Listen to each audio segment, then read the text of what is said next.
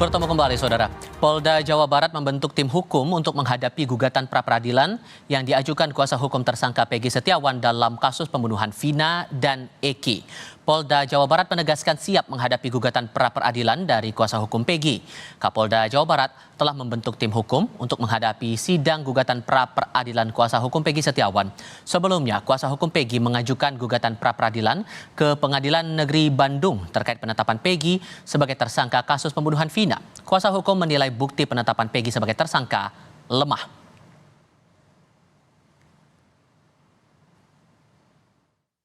Pra-peradilan. Jadi tim pra-peradilan ini dibentuk tentunya untuk menghadapi gugatan permohonan pra-peradilan dari tersangka PS atau kuasa hukumnya, ya. Nah, sejauh ini Bapak Kapolda telah memerintahkan untuk membentuk tim tersebut dan sudah dibentuk. Tentu kami akan menyiapkan terkait gugatan permohonan pra-peradilan yang dilakukan. Tapi sampai saat ini, ya sampai siang hari tadi, kami dari Polda Jabar belum menerima rilas panggilan dari pengadilan. Pengadilan Negeri Bandung telah menerima pengajuan pra-peradilan tersangka Peggy Setiawan, tersangka kasus pembunuhan Vina dan Eki. Sidang perdana pra-peradilan Peggy dijadwalkan berlangsung pada Senin 24 Juni 2024 dengan hakim tunggal. Sidang perdana akan digelar secara terbuka dan berlangsung selama 7 hari.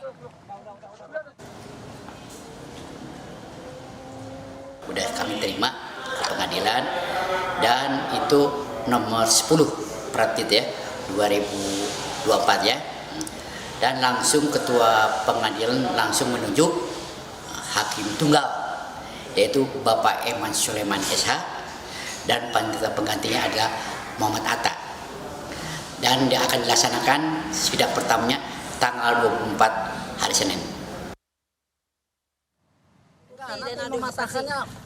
Di sisi lain, kemarin penyidik Ditkrimum Polda Jawa Barat melakukan pemeriksaan tambahan kepada Peggy Setiawan.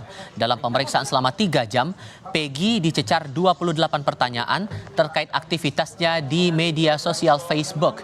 Kuasa hukum Peggy menyebut akun media sosial Facebook milik Peggy disita dan dijadikan alat bukti.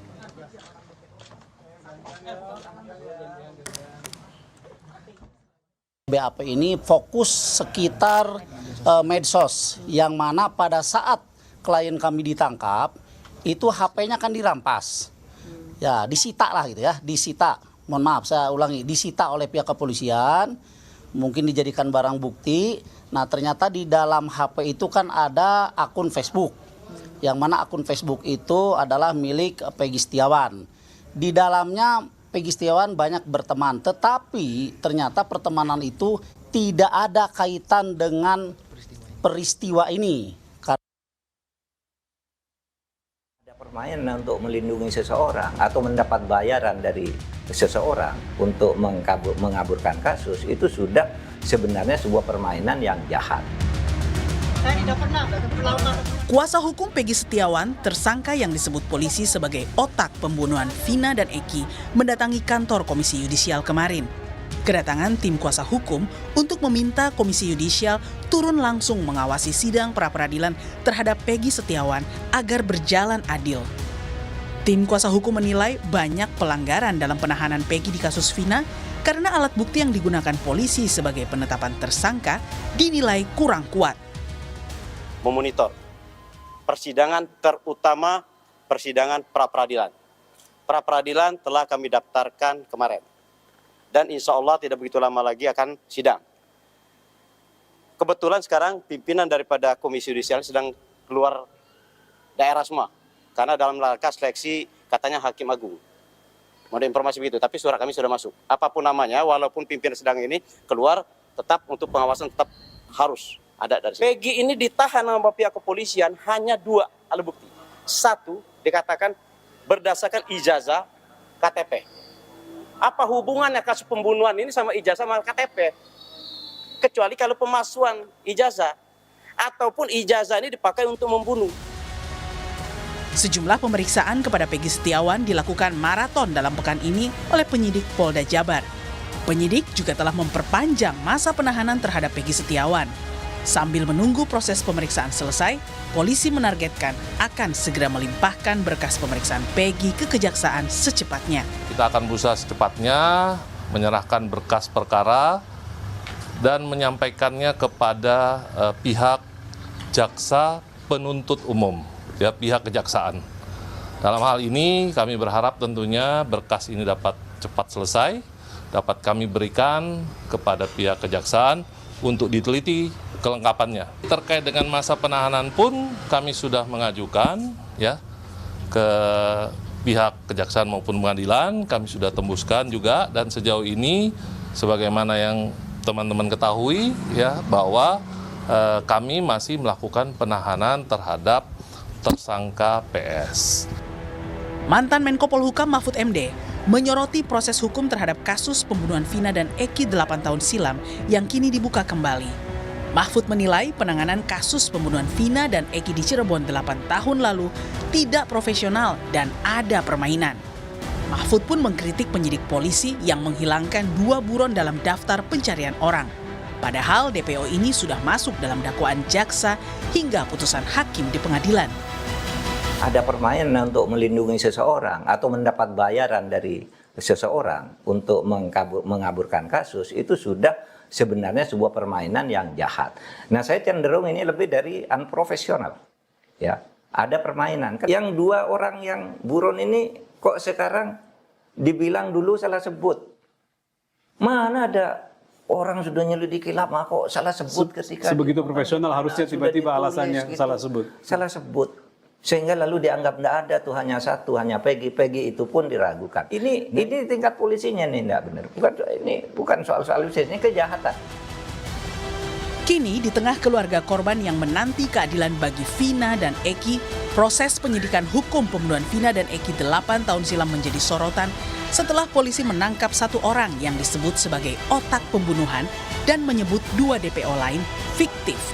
Padahal 2 DPO yang hilang juga masuk dalam dakwaan jaksa dan diputuskan hakim dalam persidangan.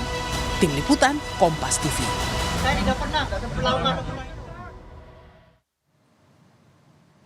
Sidang perdana pra-peradilan Peggy akan digelar 24 Juni nanti. Lalu seberapa kuat bukti yang disiapkan pengacara Peggy untuk membuktikan polisi minim bukti menetapkan tersangka Peggy Setiawan? Kami akan diskusikan bersama dengan para narasumber. Bergabung saat ini kuasa hukum Peggy Setiawan, Mukhtar Effendi, dan pakar hukum pidana Universitas Pelita Harapan, Jamin Ginting. Selamat sore Bapak-Bapak sekalian.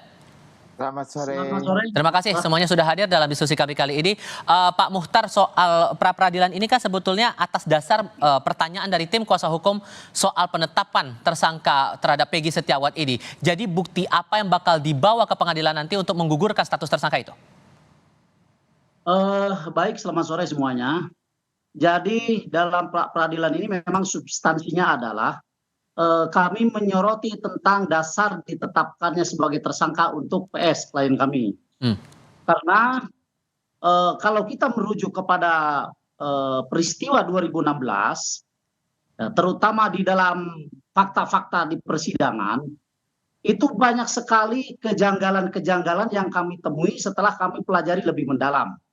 Nah, salah satu di antaranya adalah nama Peggy Setiawan pun Peggy alias Peron sebetulnya itu tidak 1 orang pun para terpidana seumur hidup sekarang yang ada mendekam di rumah tahanan negara menyebutkan tentang keterlibatan Peggy alias Peron, apalagi Peggy Setiawan. Dan itu. Kemudian 2016 pun pihak polisi kan sudah mendatangi dan menggeledah rumahnya Peggy Setiawan di Kelurahan Kepompongan, Kecamatan Talun. Bahkan sempat berbicara dengan ibunya Peggy yang menyampaikan bahwa Peggy itu ada di Bandung. Bayangkan 8 tahun kemudian baru Peggy Setiawan ditangkap dan ditetapkan sebagai tersangka. Inilah yang membuat bagi kami bertanya-tanya dasarnya apa sebetulnya untuk menetapkan Peggy Setiawan atau PS sebagai tersangka. Jadi kembali pada pertanyaan saya, buktinya apa yang mau dibawa nanti di sidang, Pak? Nanti kita buka di persidangan saja, ya. Nanti kita buka di persidangan saja. Karena kami ingin tahu justru dari pihak kepolisian bukti apa yang mereka dapatkan atau mereka pegang untuk menetapkan klien kami sebagai tersangka. Itu. Oke. Jadi bukan kami yang harus membuktikan, mereka yang membuktikan kepada kita. Oke. Pihak kepolisian buktikan kepada kita apa dasarnya. Kan begitu. Sehingga nanti kami akan siapkan sanggahan-sanggahan terhadap bukti tersebut. Oke, kemarin juga polisi kan sudah sempat menyita juga akun media sosial milik Peggy begitu dan masuk dalam BAP tambahan. Apa yang Anda cermati terkait dengan penyitaan akun ini?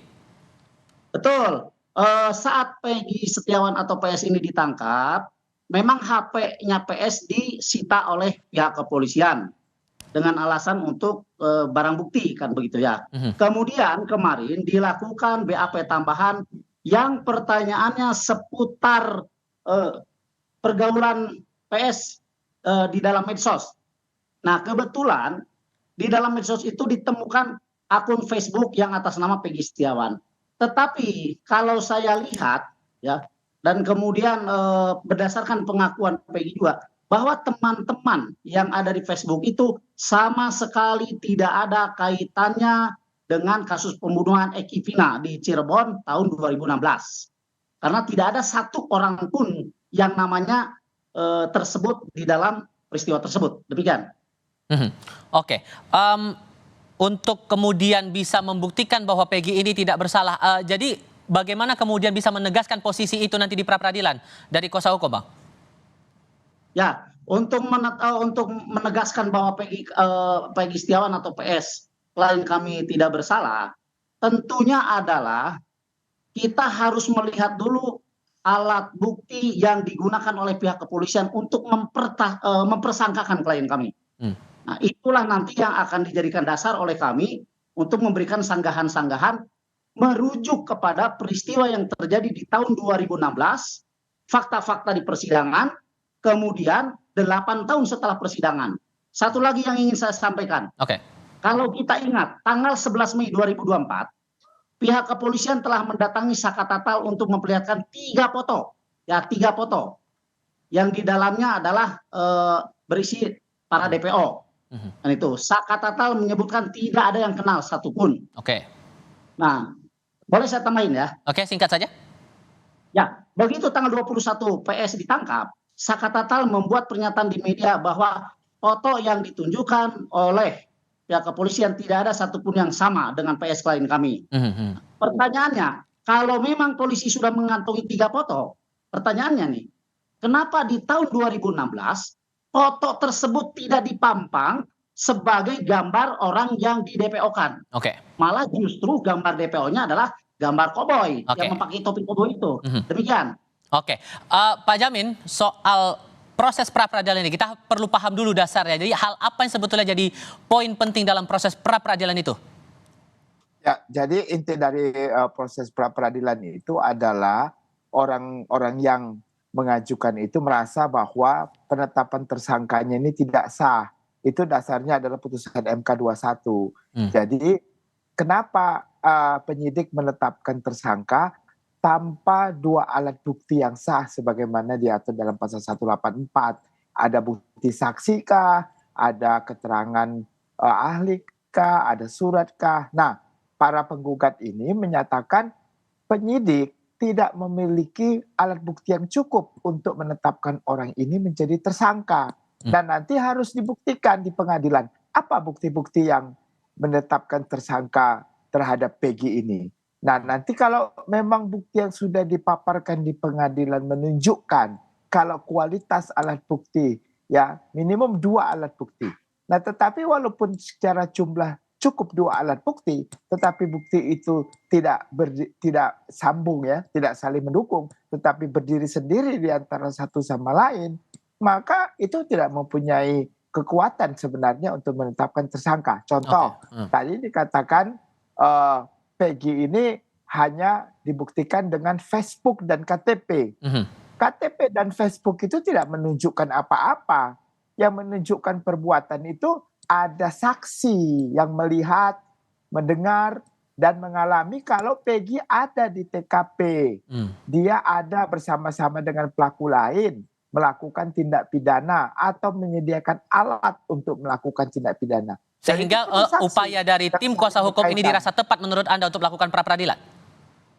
Oh, sangat tepat. Kalau kuasa hukum menyatakan kalau tidak ada saksi, ini kan tindak pidana material ya. Artinya ada korbannya langsung. Berarti dia harus bisa menunjukkan keterkaitan orang ini dengan orang yang melakukan pembunuhan itu. Apakah dia sebagai pembantu atau dia menyediakan alat untuk membantu orang melakukan kejahatan. Alatnya apa? Apakah pisau, apakah motor, ataukah dia pelakunya? Kalau dia pelakunya, siapa yang melihat dia melakukan perbuatan itu? Nah, ini kan pembunuhan. Jadi harus ditunjukkan bukti-bukti yang relevan. Jangan cuma Facebook sama KTP kalau benar kalau coba itu buktinya ya. Saya kira itu yang kurang tepat menurut saya. Kalau Anda membaca proses hukum yang berlangsung sekarang ini untuk bukti-bukti yang dipakai polisi sehingga menjatuhkan status tersangka terhadap Peggy Setiawan ini sudah kuat atau belum menurut Anda? Nah, jadi kalau berdasarkan putusan pengadilan yang sudah ingkrah yang disebutkan ada nama Peggy di situ, maka orang itu akan dihadirkan juga untuk menerangkan apa benar Peggy yang dia maksud itu adalah Peggy yang sekarang yang dijadikan tersangka. Bagaimana peran orang tersebut bersama-sama dengan pelaku tindak pidana lain. Kalau pelaku tindak pidana lain sama sekali tidak pernah melihat dan mengetahui, oh ini Peggy-nya salah Pak, bukan Peggy yang ini. Mungkin Peggy yang lain. Nah, tentu ini kan tidak menjadi alat bukti yang kuat untuk menetapkan jadi tersangka. Tetapi kalau sampai sekarang polisi tetap menjadi tersangka bahkan menahan, saya nggak tahu apa pra-peradilan ada sah nggak penahanannya. Nah, kalau sampai itu ditahan, berarti kan sudah ada alat buktinya yang menurut ya dalam tanda petik polisi mereka cukup kuat untuk menyatakan kalau ini adalah orang yang bersama-sama melakukan kejahatan. Dari pihak Polda Jawa Barat juga nih sudah menyiapkan tim hukum juga nih. Dari tim kuasa hukum Peggy, apakah kemudian sudah cukup yakin dengan pembuktian-pembuktian yang nanti bakal dikeluarkan akan bisa menggugurkan status dari tersangka yang sedang dialamatkan kepada Peggy Setiawan ini, Pak Mukhtar? Terus terang kami sangat yakin. Kami sangat yakin dengan apa yang kami persiapkan untuk menghadapi persidangan pra-peradilan nanti di tanggal 24. Yang itu adalah merupakan sidang perdana. Demikian. Proses sidang akan berlangsung pada 24 Juni tahun 2024. Pak Mukhtar, terima kasih banyak. Pak Jamin Ginting juga terima kasih sudah hadir dalam diskusi kami kali ini. Selamat sore semuanya. Sama-sama, terima kasih.